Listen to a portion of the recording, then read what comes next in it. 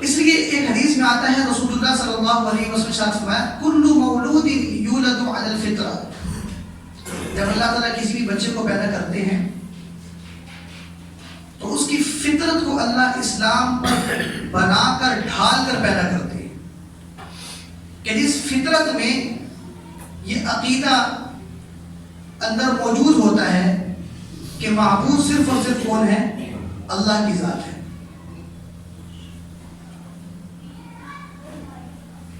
لیکن ایک مخلوق کو، ایک بچے کو اللہ نے تو ایسی پاکیزہ اور صاف ستھری فطرت پر پیدا کیا، صاف ستھری فطرت بنا کر پیدا کیا، لیکن پھر بھی جب وہ بچہ بڑا ہوتا ہے تو اس کے اندر ہمیں خرابیاں نظر آنا شروع ہو جاتی ہیں۔ عقیدے کی خرابی بھی ہوتی ہے، عمل کی خرابی بھی ہوتی ہے، حلال حرام کی خرابی بھی ہوتی ہے، جائز ناجائز کی بھی خرابی ہوتی ہے۔ جب ایک بچے کی پیدائش ہی صحیح فطرت پر ہوئی ہے تو پھر اس کے اندر یہ خرابیاں کہاں سے جڑ پکڑ گئی؟ کیونکہ دعویٰ تو اللہ کا یہ ہے نا کہ اللہ نے پیدا اس کو کس پر کیا ہے؟ اسلام کی فطرت پر۔ اور اسلام کی فطرت یہ ہے کہ سب سے پہلے اسلام اس بات کو دل میں لے کر آتا ہے کہ اللہ کے سوا کوئی معبود نہیں، نفع نقصان کا مالک صرف اور صرف اللہ ہے، اختیار کلی اگر کسی کے پاس ہے، ہماری زندگیوں کے فیصلے کرنے کا اختیار کسی کے پاس ہے تو وہ صرف اور صرف کس کے پاس ہے؟ اللہ کے پاس ہے۔ اخلاقی لحاظ سے بھی اللہ تعالیٰ نے اس کی فطرت کو درست پیدا کیا اور عقیدے کے اعتبار سے بھی اللہ نے اس کی فطرت کو صحیح پیدا کیا، لیکن جب وہی بچہ معاشرے میں بڑا ہو رہا ہے تو اس کا عقیدہ بھی خراب نظر آ رہا ہے، اس کا عمل بھی خراب نظر آ رہا ہے، اس کا اخلاق بھی بگڑا ہوا نظر آ رہا ہے، تو اللہ کی بات تو جھوٹی ہو نہیں سکتی، رسول اللہ صلی اللہ علیہ وسلم کی بات تو جھوٹی ہو ہی نہیں سکتی، الیاذ باللہ۔ کیونکہ اللہ کی شان یہ ہے لا تبدیل لکلمات اللہ، اللہ جب کوئی بات کہہ دیتے ہیں اب اس کو کوئی تبدیل نہیں کر سکتا، اور رسول اللہ صلی اللہ علیہ وسلم کو یہ شان اللہ نے عطا فرما دی کہ جو گفتگو آپ فرمائیں گے وما ينطق عن الهوى، وہ اپنی طرف سے فرمائیں گے نہیں فرمائیں گے، بلکہ ان هو الا وحی یوحى، آپ کی زبان پر جو بھی کلمات اور الفاظ آئیں گے اور امت تک منتقل ہوں گے وہ من جانب اللہ ہوں گے، یعنی اللہ چاہیں گے تو آپ کی زبان پر جملے اور الفاظ آئیں گے اور وہی امت تک منتقل ہوں گے، تو دونوں طرف کسی قسم کے شک کی گنجائش نہیں ہے، نہ اللہ کی بات غلط ہو سکتی ہے نہ ہی رسول اللہ صلی اللہ علیہ وسلم کی بات میں غلطی کی کسی قسم کی کوئی گنجائش نکل سکتی ہے۔ تو اب ایک دعویٰ کر دیا گیا اسلام کی طرف سے کہ ہم نے تو بچے کو پیدا ہی کیا ہے کس بنیاد پر؟ اسلامی فطرت کی بنیاد پر، کہ جہاں اس کے ذہن میں ہم نے عقیدے کی درستگی بھی رکھی اور اچھے عقیدے کی طرف اس کی طبیعت کو مائل ہونے کے جذبات بھی رکھے، اور جہاں اس کی اخلاقی کیفیت کو بھی اللہ نے درست پیدا کیا ہے اور اچھائی کی طرف اس کی طبیعت میں میلان بھی رکھا ہے۔ شریعت کا ایک دعویٰ یہاں پر ہمارے سامنے آتا ہے، لیکن جب ہم معاشرے کو دیکھتے ہیں تو فطرت اسلام پر پیدا ہونے والا بچہ ہمیں گالی دیتا ہوا نظر آتا ہے، فطرت اسلام پر پیدا ہونے والا بچہ ہمیں شرک کرتا ہوا نظر آتا ہے، فطرت اسلام پر پیدا ہونے والا بچہ ہمیں ماں باپ کی ناقدری اور بے عزتی کرنے والا نظر آتا ہے، فطرت اسلام پر پیدا ہونے والا بچہ ہمیں اللہ سے اور رسول اللہ سے غافل نظر آتا ہے۔ جب اس کی فطرت ہی اسلام کی بنیاد پر ہے تو پھر اس کی زندگی میں یہ تبدیلی کہاں سے آ گئی؟ یہ سوچنے کی بات ہے نا کہ ایک دعویٰ اللہ کر رہے ہیں، اللہ کے رسول کر رہے ہیں، اس دعوے کے عین مطابق وہ بچہ معاشرے میں نظر کیوں نہیں آ رہا؟ وہ ٹکراؤ میں کیوں آ گیا ہے؟ متضاد کیوں بن گیا ہے؟ تو جواب رسول اللہ صلی اللہ علیہ وسلم کی حدیث میں ملتا ہے کہ فَأَبَوَاهُ يُحَوِّدَانِهِ أَوْ يُنَصِّرَانِهِ أَوْ يُمَجِّسَانِهِ۔ کوتاہی یہاں پر ہوتی ہے کہ اللہ نے تو اس بچے کو صحیح الفطرت پر پیدا کیا ہے، لیکن خرابی یہاں پر آتی ہے کہ جن کی کوکھ میں اس بچے نے جنم لیا ہے انہوں نے اللہ کی اس امانت کی صحیح تربیت نہیں کی ہے۔ والدین کے غلط رویے اور کردار کی وجہ سے بچے کے عقیدے میں بھی بگاڑ پیدا ہوا اور بچے کے اخلاق میں بھی بگاڑ پیدا ہوا۔ اور رسول اللہ صلی اللہ علیہ وسلم نے ارشاد فرمایا کہ بعض بچوں کے اندر تو اتنا بگاڑ پیدا ہو گیا کہ فَأَبَوَاهُ يُحَوِّدَانِهِ، ان کے والدین کی وجہ سے ان کے بچے یہودی بن گئے کہ جو فطرت اسلام پر پیدا ہوئے تھے۔ ان کے والدین کی تربیت نہ کرنے کی وجہ سے ان کے بچے عیسائی بن گئے کہ جن کو اللہ نے فطرت اسلام پر پیدا کیا تھا۔ ان کے والدین کی بے فکری کی وجہ سے، غفلت کی وجہ سے ان کے بچے مجوسی بن گئے کہ جن کو اللہ نے کس پر پیدا کیا تھا؟ فطرت اسلام پر پیدا کیا۔ تو نتیجہ یہ نکلا کہ یہاں پر جو معاشرے کے اندر سب سے بڑا بگاڑ پیدا ہو رہا ہے اس کی بنیادی وجہ آج کا والدین ہے۔ اس کی بنیادی وجہ اور اس کے اندر جو کردار ادا کرنے والی شخصیات ہیں وہ والدین ہیں کہ جن کو اللہ نے ایک صحیح الفطرت بچہ پیدا کر کے دیا۔ اب وہ اس کی فطرت کو مزید نکھارتے اسلامی تعلیمات کی روشنی میں، لیکن وہ غافل بنے رہے تو ان کی وجہ سے معاشرے کے اندر ایک غیر ذمہ دار فرد بنا اور جو اللہ کا بھی باغی نکلا اور جو اسلام کا بھی باغی نکلا۔ اس لیے بچوں کو سمجھانے سے پہلے والدین کو خود سمجھنا ہوگا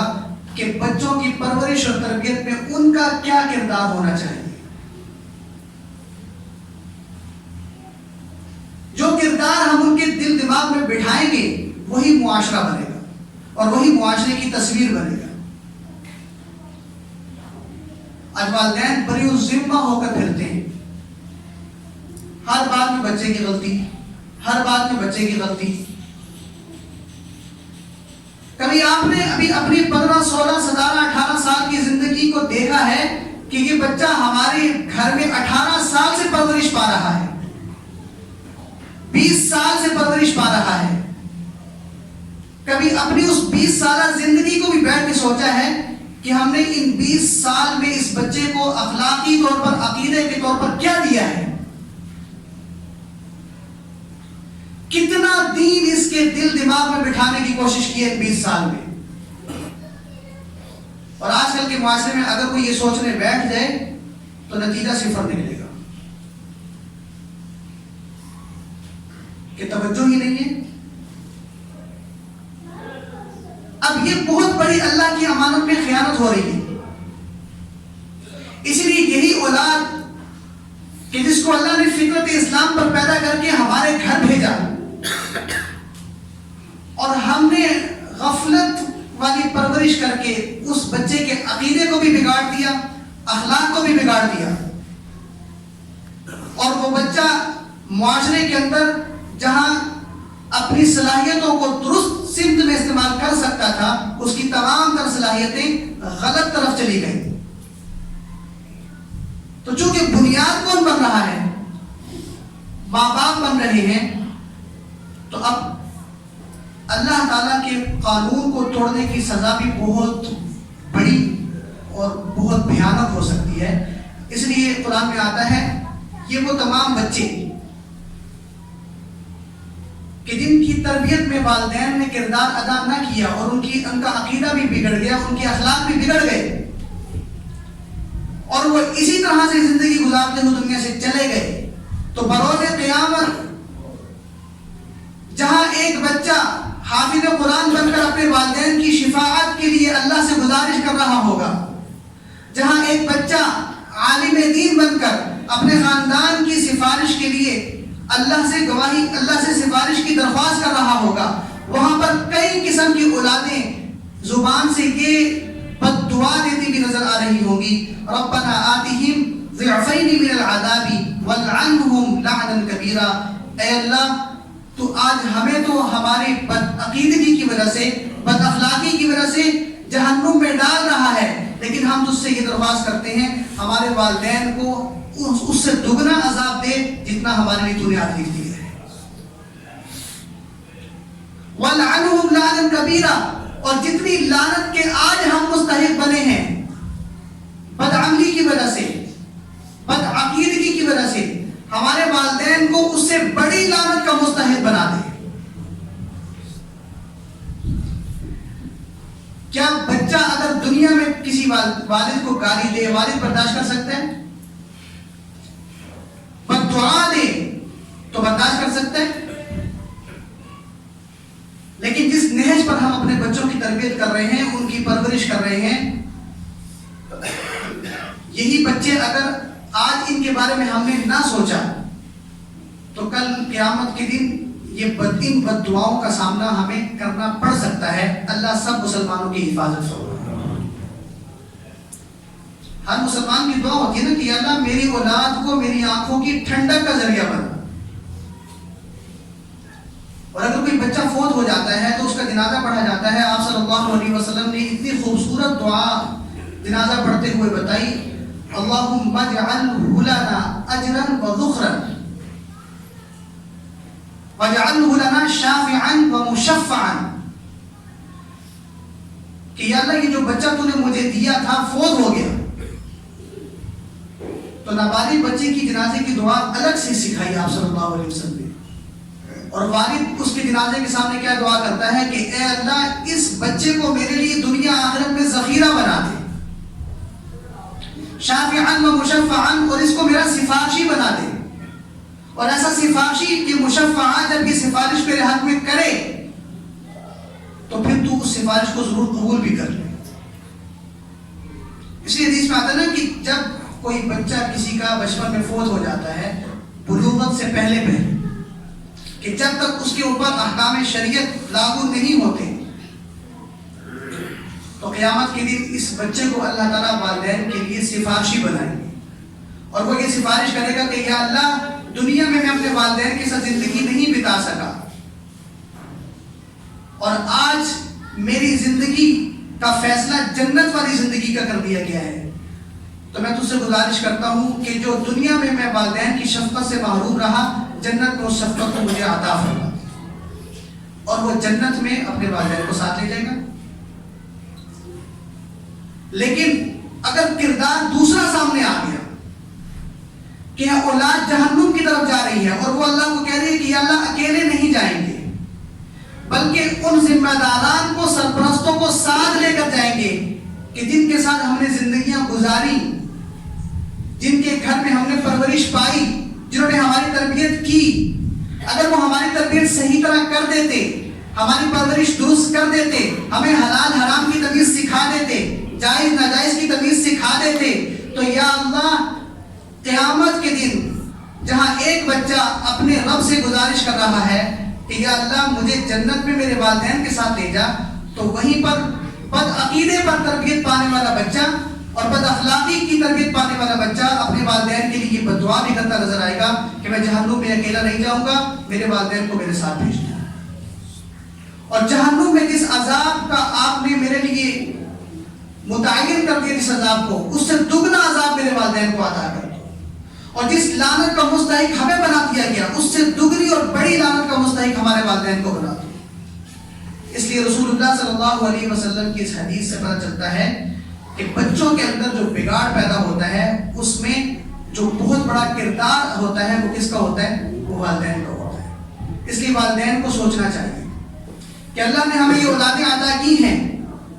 یہ اولادیں ہماری کمائی کا ذریعہ نہیں ہیں۔ کماؤ پوت لوگوں کے اندر یہ مشہور ہے نا، بڑا کماؤ پوت ہے، بھائی کمائی ساری کی ساری یہاں رہ جائے گی، نماز بھی پڑھتا ہے کہ نہیں پڑھتا،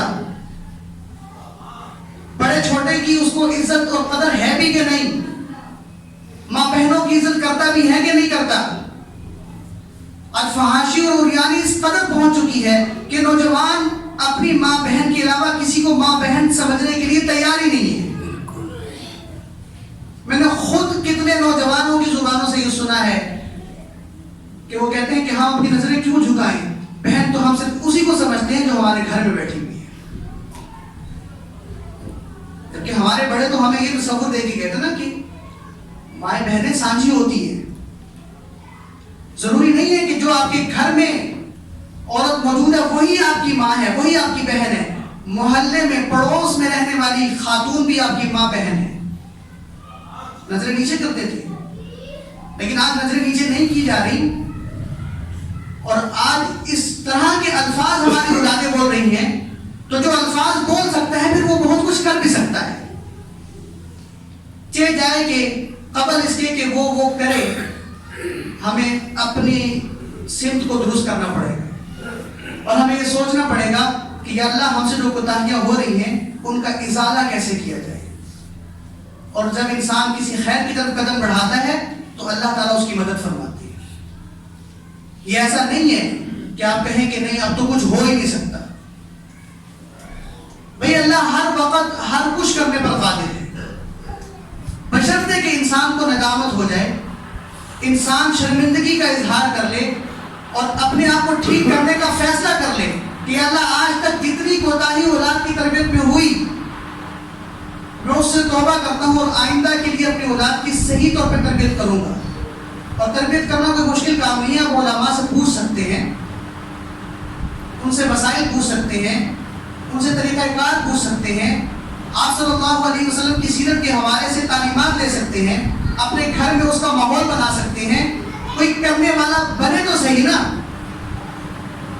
صرف باتیں کرتے رہنا اور روتے رہنا کہ ہماری اولاد ہمیں کچھ نہیں دے رہی، اولاد بدتمیز ہے، اولاد مانتی نہیں ہے، نافرمان ہے، صرف رونے دھونے سے کچھ نہیں ہوگا۔ عملی طور پر آپ کچھ کرنے کی کوشش کریں تو انشاءاللہ اللہ تعالیٰ آپ کی مدد بھی فرمائیں گے، اور اللہ آپ کی اولادوں کو دنیا اور آخرت میں آپ کو بھی ٹھنڈک کا ذریعہ بنائیں گے۔